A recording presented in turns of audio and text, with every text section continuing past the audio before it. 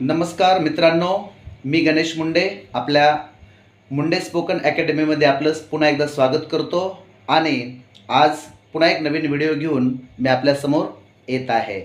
मित्रांनो, आपण मागील एक दोन व्हिडिओमध्ये काही वर्ड्स पाहितले किंवा काही सायलेंट लेटर्सचे वर्ड्स पाहिले आणि आता आपण एका नवीन टॉपिककडे वळतोय जे की आपल्याला सुरुवात करायला शिकवतो. म्हणजे आपण कुठून बोलण्यास सुरुवात करावी, कशी शब्दांचा कन्स्ट्रक्शन करावं किंवा वाक्य कसं बनवावं याबद्दलचा हा व्हिडिओ आहे. आणि मित्रांनो, हा व्हिडिओ तुम्हाला शेवटपर्यंत पाहायचा आहे, कारण का मध्येच आपण जर व्हिडिओ स्किप केला तर आपल्याला आपण काय शिकलो किंवा काय शिकत आहोत याबद्दलचं परिपूर्ण नॉलेज आपल्याला मिळणार नाही. त्यामुळे मी आपणास पालकांना आणि विद्यार्थ्यांना पण विनंती करतो की हा व्हिडिओ पूर्ण बघायचा आणि मग आपल्या वहीमध्ये लिहून घ्यायचा आहे आणि आपल्या घरी कमीत कमी 20 मिनिटापर्यंत आपल्याला सराव करायचा आहे बोलण्याचा. आणि तोच व्हिडिओ पुन्हा आपण जो व्हॉट्सअप ग्रुप बनवलेला आहे त्या ग्रुपवर सुद्धा टाकायचा आहे. मित्रांनो, तर चला आज आपण एक नवीन टॉपिकला सुरुवात करणार आहोत जे की आपण भाषा कशी शिकावी आणि वाक्य कशी बनवावी याबद्दलचा हा व्हिडिओ आहे. बघा, हेडिंग आहे वाक्यरचना. याला इंग्लिशमध्ये म्हणतात सेंटेन्स कन्स्ट्रक्शन. सेंटेन्स म्हणजे वाक्य आणि कन्स्ट्रक्शन म्हणजे रचना. तर आपण वाक्य कशी रचना करावी, कुठला शब्द घ्यावा, कुठले शब्द घेऊ नये आणि एकदम करेक्ट सेंटेन्स कसं बनवावं तर त्याची एक रचना असते. तर त्या प्रकारच्या रचना शिकण्यासाठी आपल्याला सर्वप्रथम जनरल प्रेझेंट टेन्स म्हणजेच साधा वर्तमान काळ किंवा सामान्य वर्तमान काळ, ज्या काळामध्ये आपण फक्त कर्ता आणि सहाय्यकारी क्रियापद आणि ऑब्जेक्ट वापरतो. आपल्याला मूळ टेन्स तर नंतर शिकायचंच आहे, पण त्याच्याही अगोदर general present tense, general past tense आणि जनरल फ्युचर टेन्स का शिकायचे आहेत? कारण की आपण ज्यावेळेस शिकू त्यावेळेस आपल्याला मेन टेन्स शिकताना खूप सहज आणि म्हणजे इझी होईल आपल्याला शिकण्यासाठी. कुठल्याही प्रकारची समस्या निर्माण होणार नाही, कुठल्याही समस्या आपल्याला उद्भवणार नाहीत. त्यासाठी आपण हे काय शिकतोय? सामान्य वर्तमान काळ.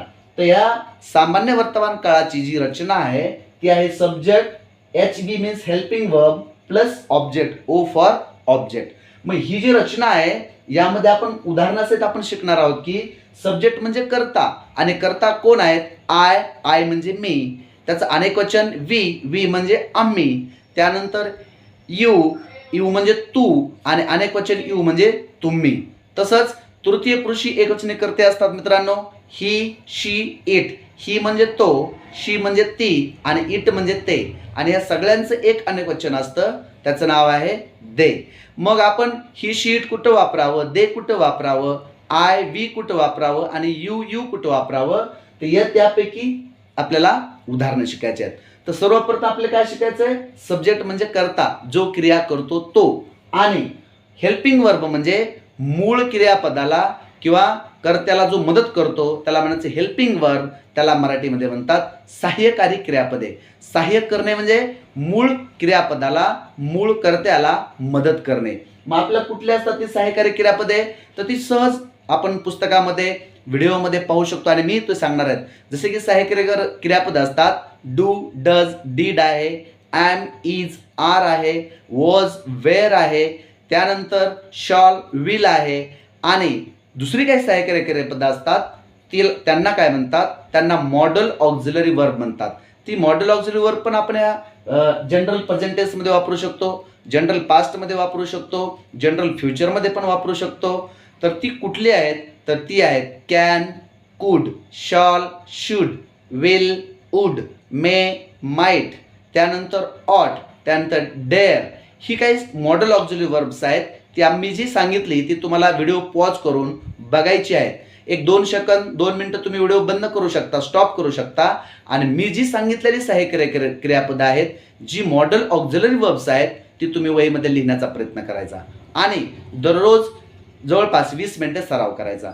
तर सुरुवातीचं उदाहरण पाहू मित्रांनो. I am a doctor. या वाक्यामध्ये आय म्हणजे कर्ता आहे, एम हे सहाय्यकारी क्रियापद आहे आणि अ डॉक्टर हा एक वाक्याचा उर्वरित भाग आहे. म्हणजे मी वैद्य आहे. डॉक्टरला मराठीमध्ये वैद्य म्हणतात. मी डॉक्टर आहे, I am a doctor. We are students, आम्ही विद्यार्थी आहोत. वी म्हणजे आम्ही, आर म्हणजे आहोत, स्टुडंट्स म्हणजे विद्यार्थी. या वाक्यामध्ये कधीही मूळ क्रियापद नसतं, म्हणूनच या टेन्सला किंवा या काळाला जनरल प्रेझेंट टेन्स असं म्हणतात. आपण दैनंदिन जीवनात अशी बरीच वाक्ये बोलतो.